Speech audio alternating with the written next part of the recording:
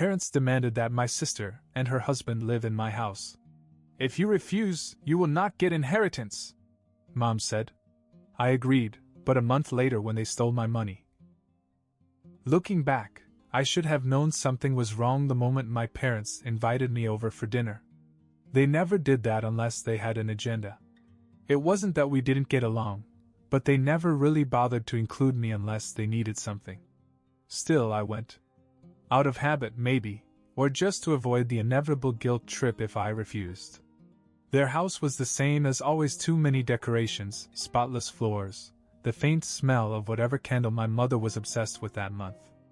My sister, Emily, and her husband, Jake, were already there, sitting comfortably in the living room as if they belonged.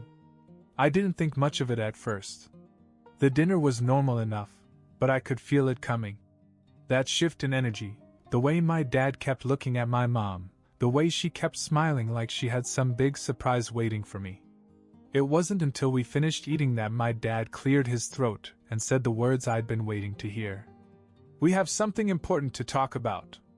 And just like that, I knew why I was really there. Mom put down her glass of wine and turned to me with that overly patient expression she had when she was about to say something I didn't like. "Emily and Jake are renovating their apartment," she began. "It's going to take a couple of months. And since you have a spare room, we think it makes the most sense for them to stay with you." I blinked. "Wait, what?" Emily smiled, as if this was all casual, as if they hadn't just decided this without asking me first. "It wouldn't be for too long. Just until the renovations are done." I looked between them, trying to process. "Why can't they just stay in a hotel? Or with you?" My dad sighed as if I was being difficult. "Hotels are expensive. And it wouldn't be practical for them to stay here with all the work going on at their place." "It's not a big deal," my mom added. "They live alone. You have the space." I hesitated. I had a spare room, but that didn't mean I wanted to give it up. I liked my space. I liked living alone. The idea of having Emily and Jake in my house for weeks, maybe months, wasn't exactly appealing. "I don't think it's a good idea," I finally said. Mom's smile faded. "Travis, don't be selfish." I almost laughed. Selfish? For wanting to live in my own house without unexpected roommates? Dad crossed his arms. "It's just until their place is ready. It's not permanent." I shook my head. "I don't know, I dash."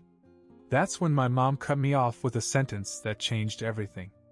"If you refuse, you won't get your inheritance." Silence. I stared at her, waiting for her to take it back. She didn't. "To get your inheritance, you're going to do everything we tell you, okay?" My father's voice was calm, as if this was a reasonable request. Like I was a child who needed to be reminded who was in charge. I felt my jaw tighten. "Are you serious?" Mom folded her hands on the table and tilted her head slightly. "We just want to make sure your sister has a good place to live. You have the space. It's the right thing to do." I looked at Emily. She didn't say anything. Neither did Jake. This wasn't a request. It was an order. And the worst part? I knew my parents were serious. They were the kind of people who used money as leverage, and I knew that if I said no, they'd actually do it. I should have said no. I should have told them to take their money and shove it. But I didn't. I sat there, silent, like I always did when they tried something like this. And as always, they took my silence as consent. "Fine," I muttered. Mom smiled and picked up her wine again. "Good. I knew you'd do the right thing." I had no idea how bad things were going to get. 1 week later, Emily and Jake moved in. They didn't bring much with them, just a few suitcases, their laptops, and an odd amount of kitchen appliances. I told myself it wouldn't be that bad. I worked long hours, they supposedly worked online, and with any luck we'd barely see each other. The first few weeks were fine. They kept to themselves, mostly staying in their room or hanging out in the living room when I wasn't home. They claimed to be working on their laptops all day, though I never really asked what they were doing. Every time I came home from work, they were just there. Always at home. Always settled in like they belong. Then things started to get weird. One night, I came home late to find Emily and Jake sitting at the kitchen table, whispering. As soon as I walked in, they stopped talking. Hey, I said. Emily smiled too quickly. Hey, how was work? Jake just nodded. I noticed his laptop was open, but the screen was black. Like he'd closed whatever he was looking at the moment I walked in. Fine, I said, glancing at their drinks. Wine glasses. Expensive ones. The ones I knew I hadn't bought. I frowned. Where did these come from? Emily looked at Jake. Oh, Mom and Dad gave them to us. They said we should have some nice things while we're here.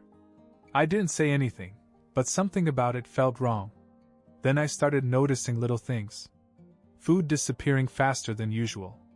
My mail being opened before I got to it. My laundry getting mixed in with theirs, even though I never asked them to. Then, one morning, I got a notice from my bank. A charge I didn't recognize, $300 at some hardware store. I called my bank, thinking it was fraud, but when I checked my account, I realized something worse. The money had been charged to my own card. Someone had used it while I was at work. I walked out of my room and found Emily in the kitchen making coffee. Did you use my card? She didn't even look up. Yeah. We needed some stuff for the apartment. I stared at her. You what? Emily, you can't just take my card and buy stuff. She turned around, stirring her coffee like this was a normal conversation. Relax, Travis. You're helping us renovate, remember? Mom and Dad said you'd pitch in. My stomach dropped. What? She sighed and finally looked at me. They told us you agreed to help with some of the costs. Since, you know, they're giving you the inheritance. I felt like I was going crazy. I never agreed to that. Emily just shrugged. Well, they said you did. Besides, it's only a little money.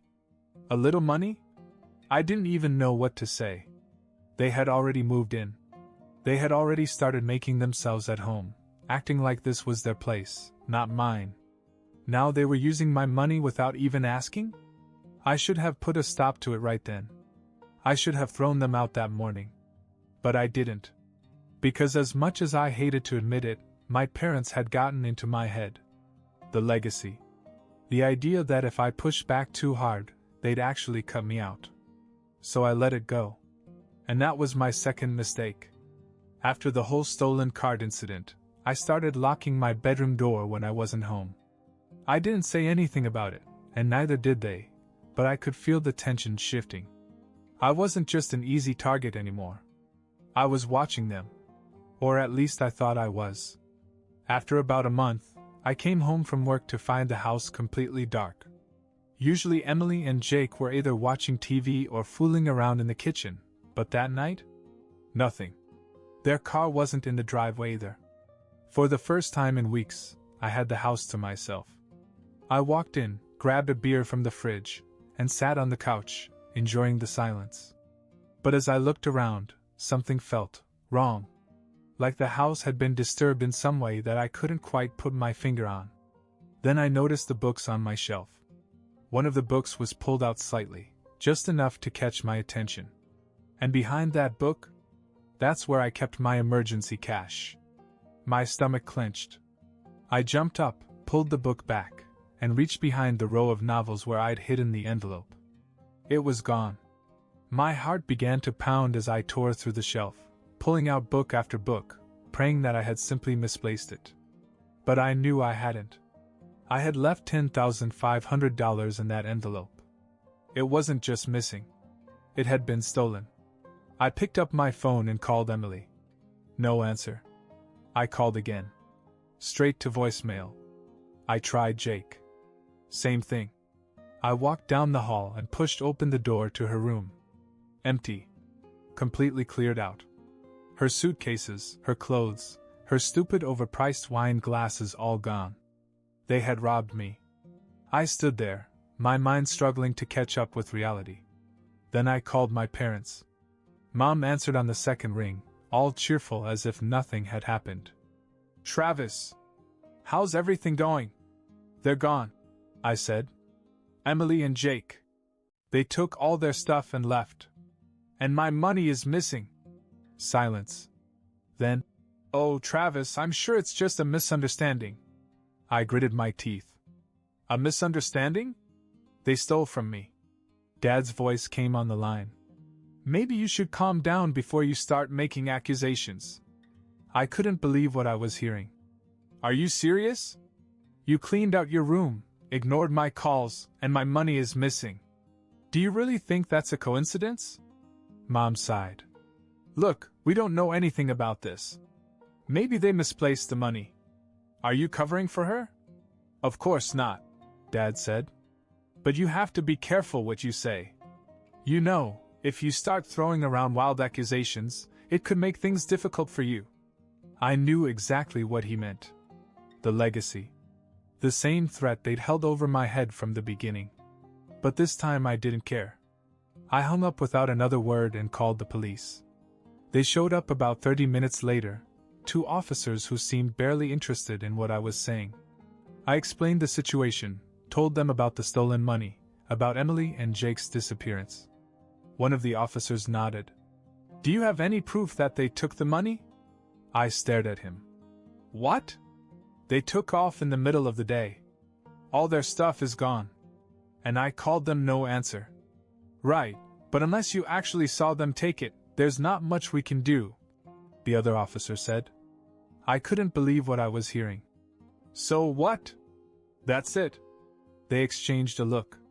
You can file a report, but these kinds of cases are tricky. It's a family matter. A family matter. They took my statement, gave me a reference number, and left me with nothing but a hollow feeling in my chest. I wasn't going to let this go. If the cops wouldn't help me, I knew someone who would. I sat on my couch, staring at my phone, debating my next move. If the cops weren't going to do anything, I needed someone who would. And I knew just who to call. My friend Logan had been out of prison for about a year. We weren't that close, but we had a history. More importantly, he had connections. The kind of connections that could find people who didn't want to be found. I dialed his number. He answered after 2 rings. Travis? I need a favor. I told him everything. The stolen money. Emily and Jake disappearing. My parents acting like it wasn't a big deal. Logan listened quietly. Then he said, Give me 3 days. And just like that, things were in motion. Logan called me that night. I put out some feelers. You were right to call me. What do you mean? Your sister and her husband? They're gambling. I gripped my phone tighter. What? They didn't just steal your money. They ran straight to a casino. My stomach twisted. They stole 10 grand just to blow it in a casino. Where? Logan named a place 2 towns over. Not a high-end Vegas-style place. A trashy, hole-in-the-wall casino where people went to lose it all. I was mad before, but now I was furious. Logan called again. They're still there. And they're losing. I closed my eyes. Unbelievable. So they stole my money just to blow it all? Pretty much. But here's the good news. They're not done yet. They still have some money left. I took a deep breath.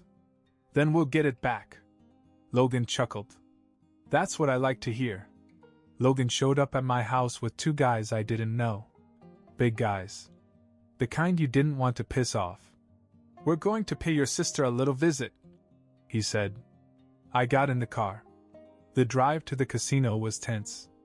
I kept thinking about how this could go wrong, how Emily would react, what kind of pathetic excuse she'd try to give me. When we got there, Logan and his guys went in first. I followed and scanned the room. And there they were. Emily and Jake, sitting at a slot machine, looking desperate. Jake was pushing the button like his life depended on it. Emily was clutching a ticket, her knee bouncing anxiously. I walked up behind them. Having fun? Emily jumped. Jake spun around. As soon as they saw me, the color drained from their faces. Travis dash. I cut her off. Where's my money? Jake stammered. We were going to win it back. Logan stepped forward, cracking his knuckles. His men moved in behind them, blocking them. Emily's hands shook. Travis, please just let us explain. You stole from me, I said. I want my money. Now. She swallowed hard. We don't have it all anymore. I already knew that. Logan grabbed Jake's collar and pulled him up. Then you better figure out a way to get it. Jake's eyes darted around the casino like he was looking for a way out. There wasn't one.